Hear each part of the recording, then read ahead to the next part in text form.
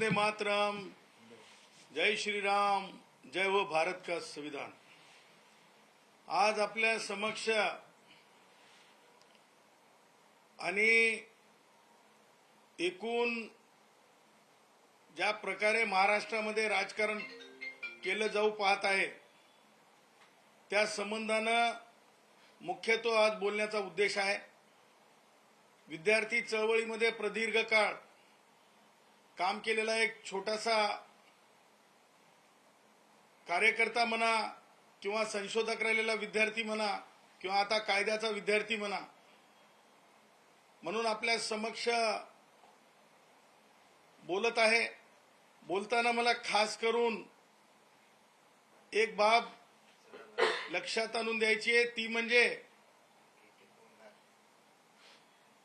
ज्या प्रकारे वैद्यकीय परीक्षेच्या आधारावर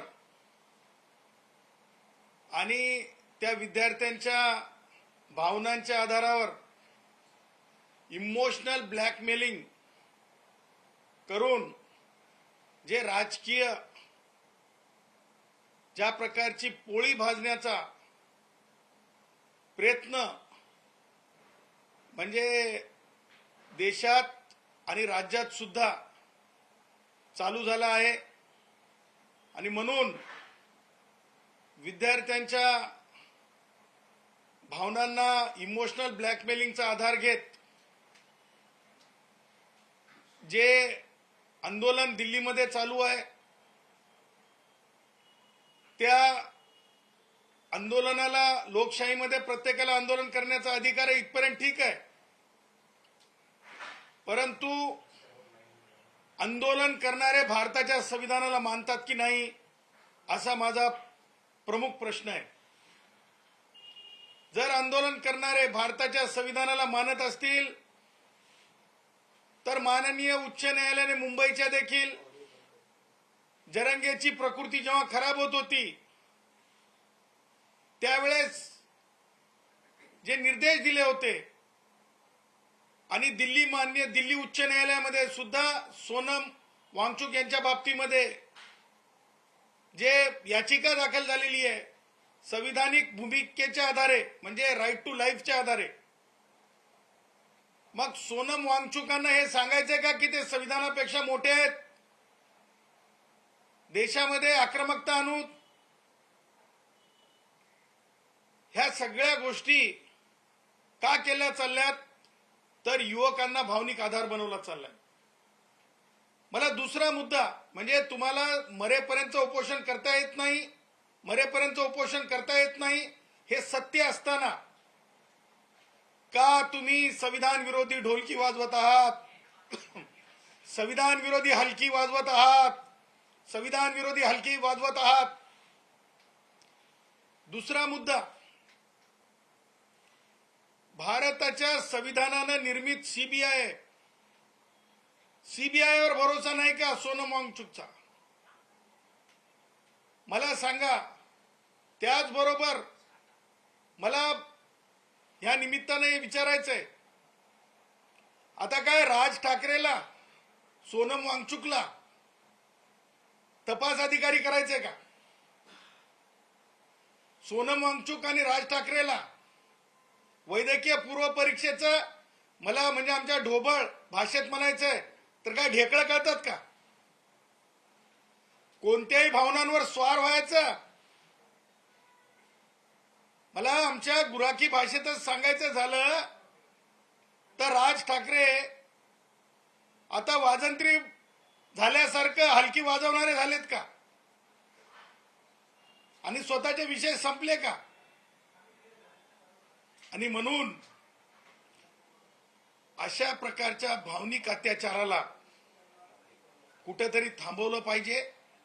पूर्व परीक्षा असतील किंवा परीक्षा असतील त्याच्यामध्ये जर काही अक्षम्य चुका किंवा पेपर फुटीचे प्रकरण हे निंदनीय गंभीर असले तरी न्याय संस्थेवर, विशेष तपास यंत्रणेवर विश्वास ठेवायचा असतोच। आणि या सर्व गोष्टी लक्षात घेता मुंबईमध्ये सुद्धा आता मोर्चा काढला जाईल किंवा मोर्चाला आता मुंबईचा पाठिंबा तुम्ही असं माध्यम सुद्धा हे जे डबल ढोलकीवाले आहेत त्यांच्यातून तुम्ही बातम्या दाखवत आहात. मुंबईचा कशासाठी पाठिंबा आहे? आता त्यातल्या त्यात राज ठाकरे पुरतं बोलायचं झालं तर राज ठाकरेला आता पुळका सोनम वांगचुकचा. मला असं वाटतं सोनम वांगचुकच्या बाजूला सोनम वांगचुकला सांगाव की आता संविधानिक दृष्ट्या राईट टू लाईफच्या दृष्ट्या तुला बसता येत नाही, त्यांना बाजूला काढा आणि राज ठाकरेंना जाऊन उपोषण करून दाखवा. बिना माल वडता माल वडायचा नाही. आणि म्हणून मला हे समजत नाही, उचलली जीभ लावली टाळाला, कोणाच्या भावनेनं पायदळी तुडवायचं. अरे ते विद्यार्थी आहेत, त्या विद्यार्थ्यांना दुसरी परीक्षा झालेली आहे, त्या परीक्षेचे निकाल अवेटेड आहेत, आरोपी अटक आहेत. असं आहे का काय पुरावा की माननीय शिक्षण मंत्री पद हे मान्यच असतात? माननीय शिक्षण मंत्री त्यांच्या बाबतीमध्ये काही हे आहे, लिंक आहे, असं काय आलंय का? राज ठाकरे टीईटीच्या बाबतीमध्ये बोलायचं ना, जरा जास्त प्रगल्भ वाटले असते. कारण राज्यात तर नाही, तुम्ही वार्डात थोड्या बहुत राहिलात, काही जे चांगलं काम करणारे छोटे मोठे नगरसेवक तिथपर्यंत राहिलात, त्याच्यावर तुमचं बोलणं येत नाही. परंतु तुम्हाला ज्या गोष्टी माध्यमांना आकर्षित करता येतात त्याच्यावर तुम्ही माध्यमाचे प्रतिनिधी येणार नसेल तर आता ट्विट करून सोडायले तुम्ही. ह्या सगळ्या गोष्टी डबल ढोलकी हे थांबल्या पाहिजेत. आणि त्या पुढे जाऊन राज ठाकरेच्या पार्टीत राज ठाकरेला कोणी विचारणार आहे की नाही हे असा प्रश्न आहे. म्हणजे विचारणारा म्हणजे संमती म्हणजे पाठीराख किंवा राज ठाकरेंच्या बाबतीमध्ये समर्थक आहे की नाही कोणी. कारण मी बघितलं राज ठाकरेच्या मुलाला, म्हणजे आमच्या भाषेत आम्ही आपली औलाद म्हणतो, औलादीला येऊन राज ठाकरेचं पाठराखण करण्याची वेळ आली. म्हणजे सांगायचं तात्पर्य की आपली पार्टी आपण कौटुंबिक पार्टीपर्यंत गेल्याच्या नंतर सुद्धा प्रत्येकानं राजकीय पक्ष सार्वजनिक असतात. आपण तशा प्रकारचं खुलून वागलं पाहिजे, राहिलं पाहिजे, परंतु तसं होताना दिसत नाही. आणि म्हणून ज्या प्रकारे विद्यार्थ्यांच्या बरोबर राजकारण आहे ते राजकारण थांबलं पाहिजे. आणि कुणीतरी या गोष्टी या बाबीला आपण दुजोरा दिला पाहिजे. राज ठाकरेचा पोरगा तुम्ही पत्रकारांनी दाखवलं, त्यांनी माझ्याकडे ते स्क्रीनशॉट सुद्धा आहे. म्हणे सोनम वांगचुकला पाठिंबा आहे, पण म्हणे तो कोण पोरगा, तो काय पार्टी नवीन काढली त्या मुलानं, त्याला मात्र नाही. म्हणजे काय हे सुद्धा महाराष्ट्र अभ्यास करत असते. समाजशास्त्राचे विद्यार्थी अभ्यास करत असतात, राज्यशास्त्राचे विद्यार्थी अभ्यास करत असतात. आणि त्याच्यामुळं आमच्याकडे म्हणतात की शेंबूड असं पुसता येणार आणि राजकारण करायला निघालास काय रे भाऊ, असं म्हणतात. शेंबूड पुसता येणार आणि राजकारण करायला निघालास काय रे भाऊ. त्याच्यामुळे माननीय मुख्यमंत्री महोदयांवर आपण त्या म्हणजे उंचीपर्यंत जाऊन टीका कराव्यात, किंवा एखादा विषय तेवढा प्रगल्भ असावा, तेवढे आपल्याला त्याचं ज्ञानार्जन असावं. ज्ञानार्जन करणं काही चुकीचं नाही, परंतु चळवळीतून यावं लागतंय, चळवळीची माहिती असावी लागते, तेव्हाच होते.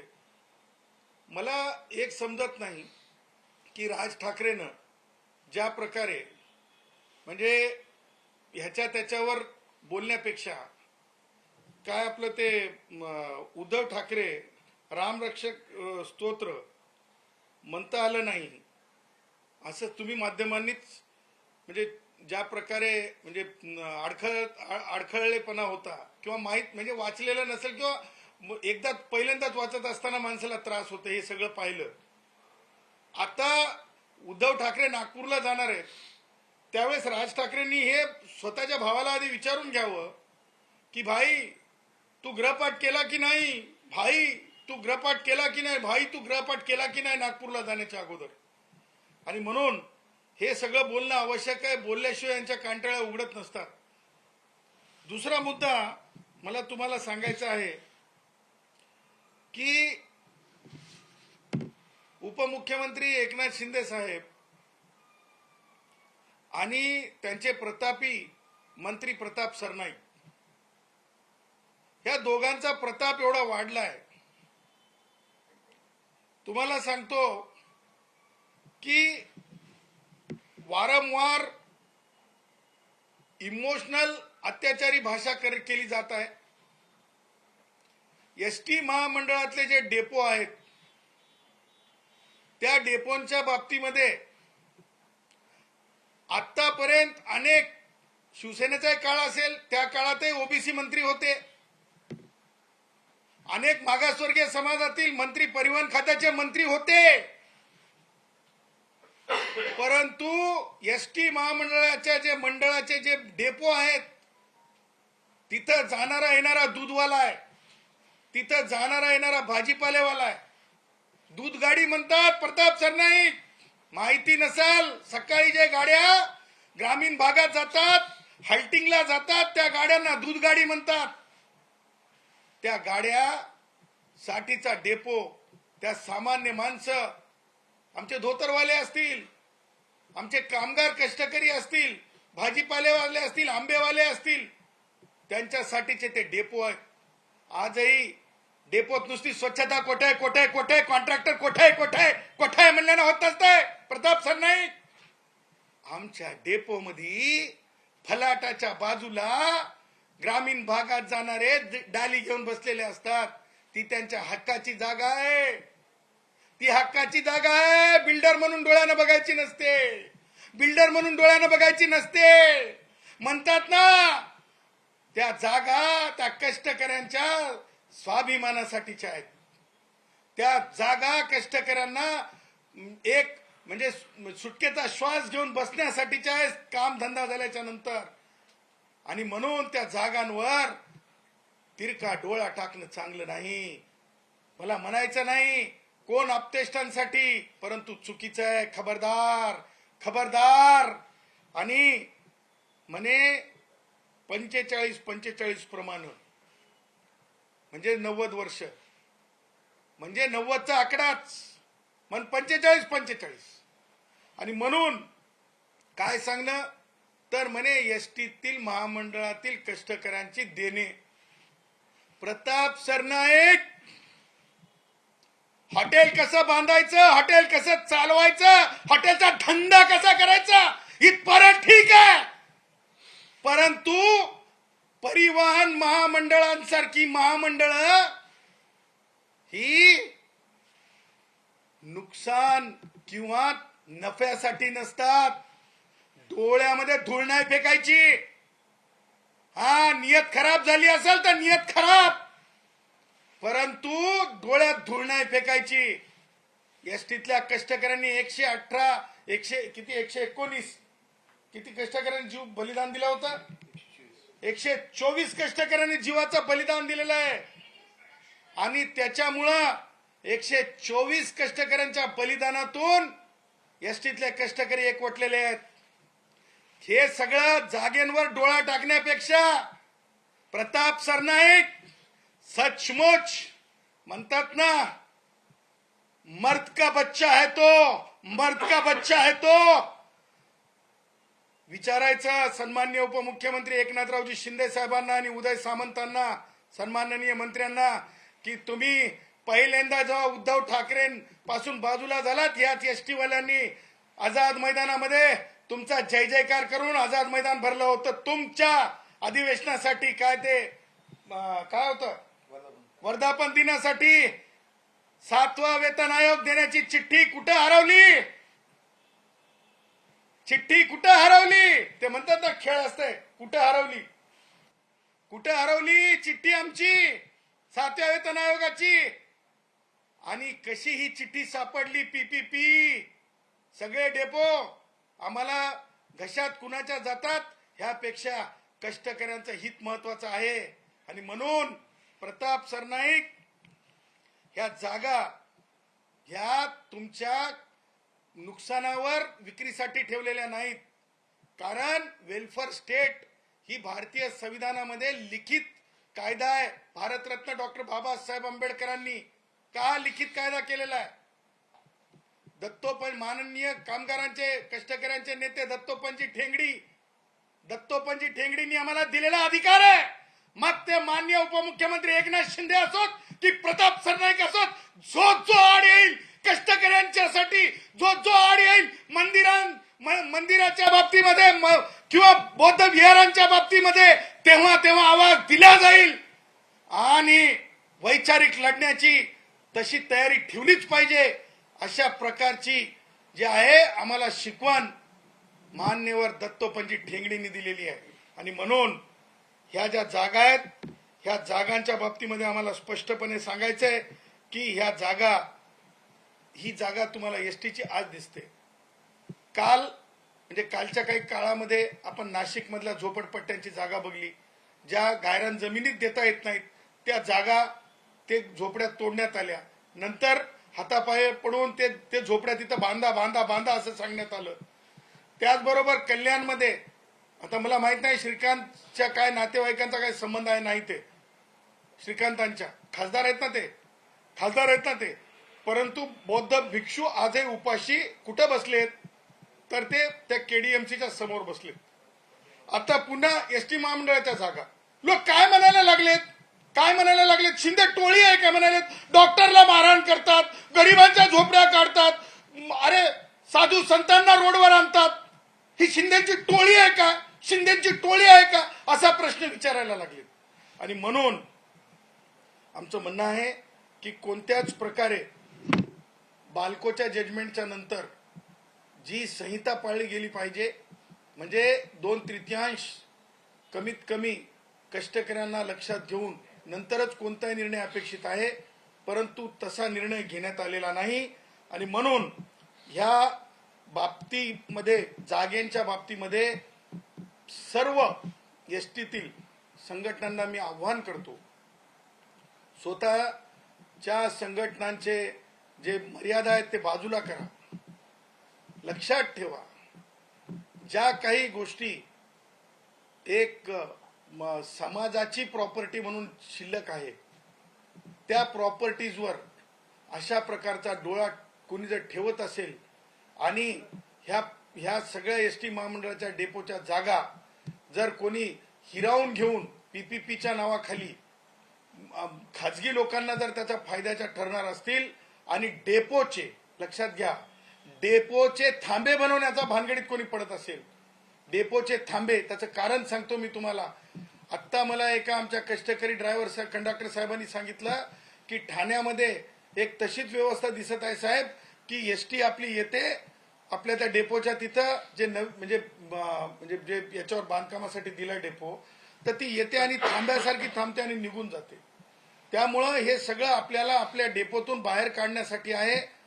संघटनांनी आपापले संघटनेचे रुमाल बाजूला ठेवावेत आणि एकत्रितपणे सामान्य कष्टकऱ्यांनी ज्या प्रकारे 124 कष्टकऱ्यांचे जीव बलिदान दिलेत त्या सगळ्या गोष्टींसाठी उभं राहावं. 7वा वेतन आयोग न मिळण्याला उद्धव ठाकरेच्या नंतर शब्द देऊन आपल्या लोकांना बोलून जर आपला वापर होऊन एकनाथ शिंदे साहेब तेच करत असतील उद्धव ठाकरेने केलं तर माननीय एकनाथ शिंदे साहेब सुद्धा तेवढेच जिम्मेदार आहेत, तेवढेच प्रताप सरनाईक जिम्मेदार आहेत. आणि यांना आपण सहजासहजी सोडता कामा नये, यांना आपण बोलतं केलं पाहिजे, जागा आपल्या जागेवर राहिल्या पाहिजे. सन्माननीय एकनाथ शिंदे साहेब 7वा वेतन आयोग कधी देणार हे आधी सांगायला सांगा आणि नंतर परिवहन मंत्र्यांना ह्या जागा ज्या आहेत जागांच्या बाबतीमध्ये जाहिराती कोणत्याच संघटनेला विश्वासात न घेता म्हणजे 45 नावाच्या खाली देऊन टाकल्या असा एक सामान्यपणे म्हणजे सायकोलॉजिकल हे करण्यासाठीचा प्रयत्न आहे. म्हणजे सायकोलॉजिकली लोकांना वाटतं आता गेल्या जागा आता काय राहिलं, ह्या सगळ्या गोष्टी आपल्याला सांगायच्या आहेत. मला 2 गोष्टी आणखीन सांगायच्या आहेत. मिसेस झहीर इक्बाल म्हणजे सोनाक्षी सिन्हा. मिसेस झहीर इक्बाल म्हणजे सोनाक्षी सिन्हा. यांना मुझे सोनाक्षी सिन्हा जी मिसेस झहीर इकबाल भी कह सकते हैं आपको क्योंकि आप तो पति पत्नी हो. मैं आपसे कहना चाहता हूं कि आपने तो बोल दिया, अभी चुप नहीं बैठेंगे. किस बात पे चुप नहीं बैठेंगे? वो लोग छात्रों के ऊपर राजनीति करने निकले हैं, सिस्टम के ऊपर राजनीति करने निकले हैं, और आपकी कोई फिल्म नहीं चल रही है तो आप इस तरह से टीआरपी लेंगे कि कोई तो भी सोनाक्षी सिन्हा जी है और वो बहुत कुछ कर बताएंगी। वो सोनम वांगचुक के साथ आंदोलन को क्या ये पाठिंबा दे के उनके साथ ये करके साथ देते हुए, और दूसरे जो है बिग बॉस की हमारे बहन क्या है सदानंद है ना, कुनिका क्या है ना उधर कुनिका सदानंद जी। देखिए शो पास होना ये इस तरीके के हरकतों से नहीं होता।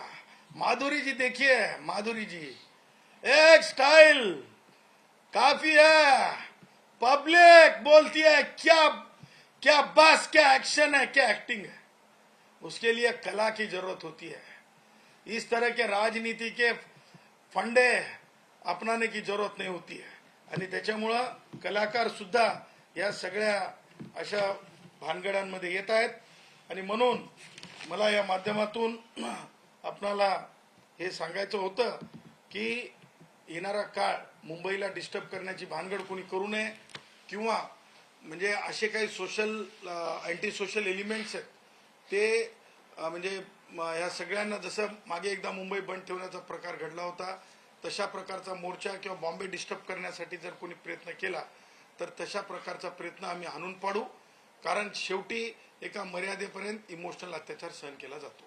पण यामध्ये प्रश्न असा आहे की तुम्ही डेपो संदर्भात म्हणताय, मुख्यमंत्र्यांनी थेटपणे इशारा दिलाय संघटनांना की एकतर तुम्ही एसटीचा जो तोटा आहे तो कमी करू देत नाही, आणि दुसरीकडे पीपीपी तत्वावर जर का अशा गोष्टी सरकार करू पाहत आहे तर त्याला देखील विरोध करत आहे।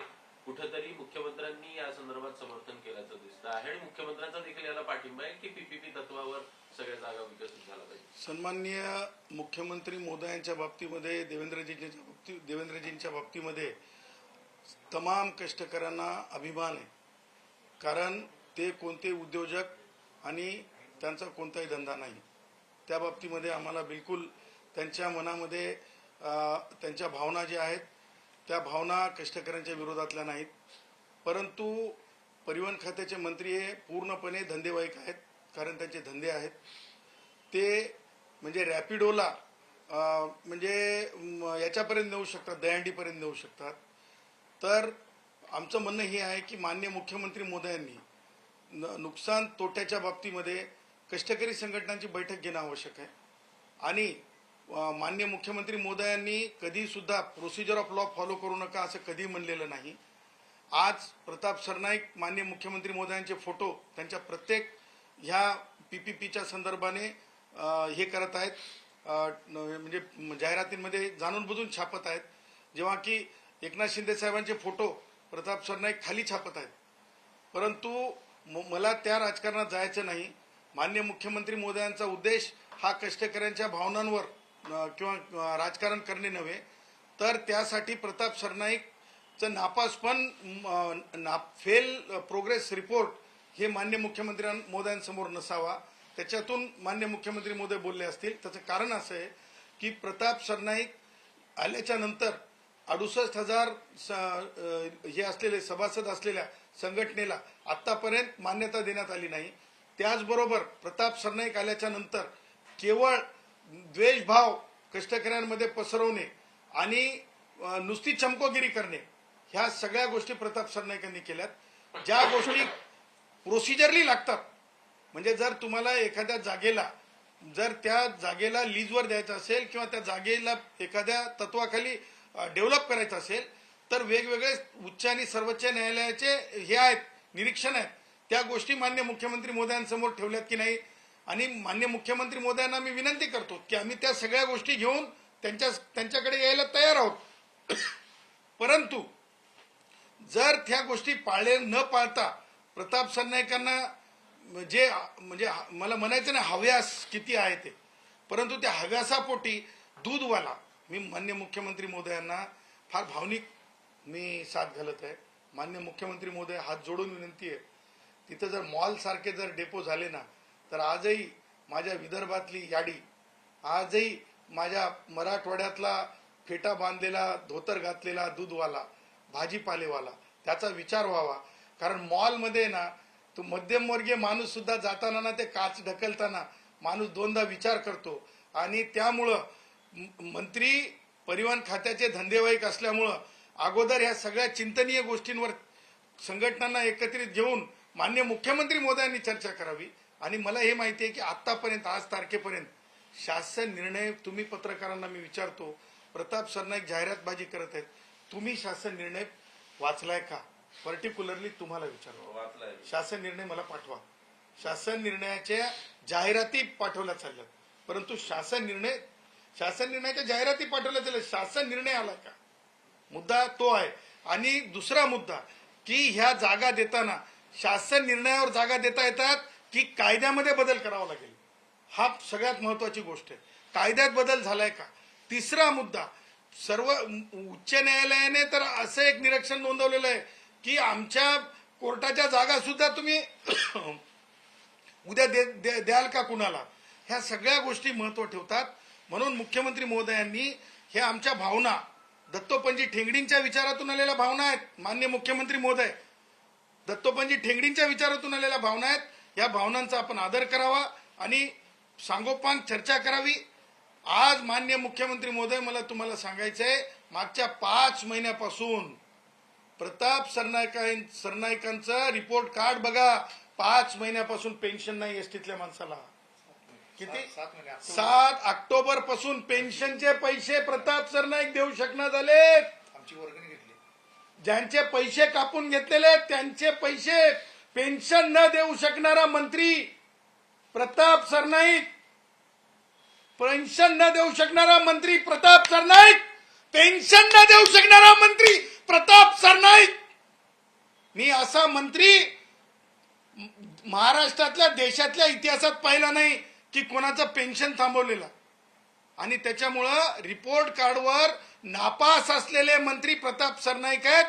आणि या गोष्टीला, एसटी महामंडळातील जागेला भावनिक दृष्ट्या पाहावं असं आमची माननीय मुख्यमंत्री देवेंद्रजींना विनंती आहे. राष्ट्रीय स्वयंसेवक संघाला सुद्धा आमची विनंती आहे, राष्ट्रीय स्वयंसेवक संघाला सुद्धा आमची विनंती आहे, या प्रकरणामध्ये डोळसपणे पाहावं. रामरक्षा आंदोलन जे शिवसेना उद्धव बाळासाहेब ठाकरे पक्षामार्फत महाराष्ट्रभर राबवत आहे, त्याचा उद्याचा अंक आहे नागपुरात. उद्धव ठाकरे असणार आहेत आणि खासदार संजय राऊत यांनी मुख्यमंत्र्यांना त्यात सहभागी होण्याचं पत्र लिहिलं आहे. बघा, शिवसेनेचा हा पॉलिटिकल अजेंड्यावरला कार्यक्रम आहे. प्रभू श्री रामाच्या किंवा भारतीय संविधानाच्या प्रेरणेनं, आपुलकीने हे कार्यक्रम नाही. आणि थोडी सुद्धा जर आपुलकी असती आणि रामरक्षा स्तोत्राचं जर अध्ययन झालेलं असतं तर उद्धव ठाकरेंची मुंबईतल्या कार्यक्रमात भांबेरी उडाली नसती.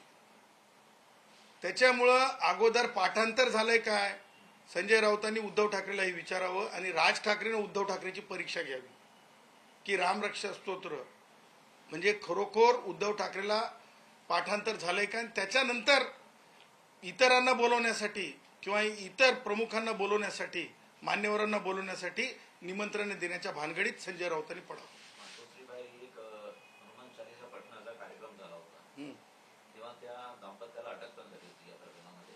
आता नागपूरला जात आहे उद्धव ठाकरे. बघा, एक लक्षात ठेवा, तो काळ उद्धव ठाकरेचा होता. तो काळ, त्या काळामध्ये नुसतं त्यांनाच अटक झाली नव्हती तर सामान्य कष्टकऱ्याचा आवाज बनल्यामुळे आम्हाला सुद्धा अटक झाल्या. त्या काळामध्ये अर्णब गोस्वामी सारख्या पत्रकारांना अटक झाली. त्याच्यामुळे तो काळ उद्धव ठाकरेचा काळा काळ होता. आणि आज जो काळ आहे देवेंद्रजींचा काळ आहे. आणि देवेंद्रजीच्या काळामध्ये जोपर्यंत तुम्ही लोकशाहीनुसार, डेमोक्रेसीनुसार तुमची भावना व्यक्त करता तोपर्यंत इथं कुणालाही अडचण आहे असं मला दिसत नाही.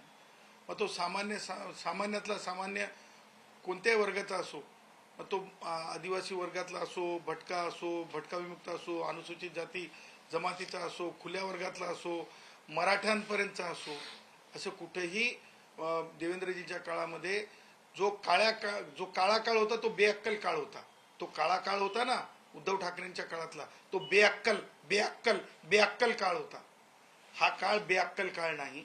त्याच्यामुळे जर रीतसर परवानग्या घेतल्या असतील, रीतसर पूजा पठणाची हे केली असेल, व्यवस्था केली असेल, तर मला असं वाटतंय की कायद्याप्रमाणे चालणाऱ्याला देवेंद्रजींच्या काळात कुठे अडथळा नाही. लास्टली मी खूप म्हणजे लोकशाहीला मानणारा माणूस आहे. फक्त मंत्र्यांचे मुख्यमंत्री नसतात, पक्षांचे मुख्यमंत्री नसतात. देवेंद्रजी इज माय चीफ मिनिस्टर. देवेंद्रजी is my chief minister also. त्याच्यामुळे माझे मुख्यमंत्री किंवा आमचे मुख्यमंत्री कोणावर अन्याय करतील असं नाही.